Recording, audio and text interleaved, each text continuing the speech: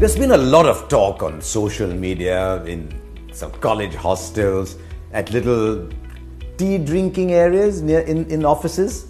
Who is the better batsman at the moment? Is it Kohli? Is it Smith?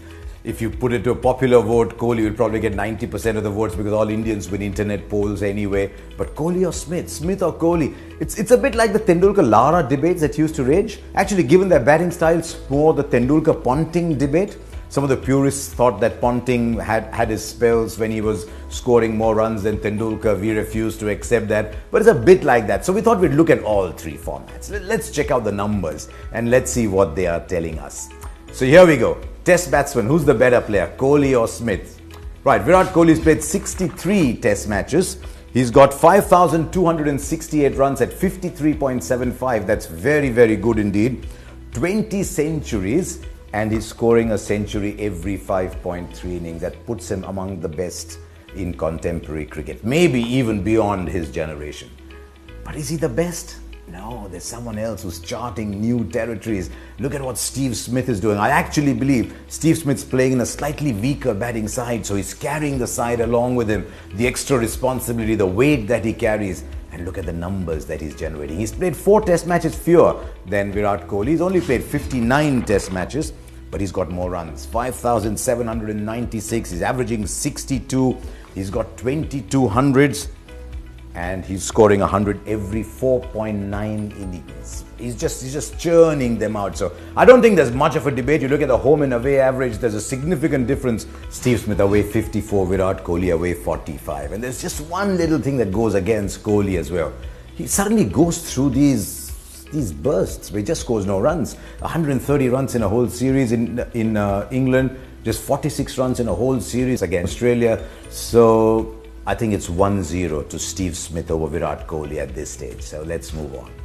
Limited overs internationals. What about ODIs? And I think you'll start to see the gulf. For a start, Virat Kohli has played many, many more one-day internationals than Steve Smith. But the numbers he's generating are just magical. Take a look at those. Virat Kohli 55.74 versus Smith's 43.23. Virat Kohli 32 hundreds to Steve Smith's 8 hundreds. Chasing Virat Kohli 65 versus Steve Smith's 46.3. He's got 19 hundreds chasing.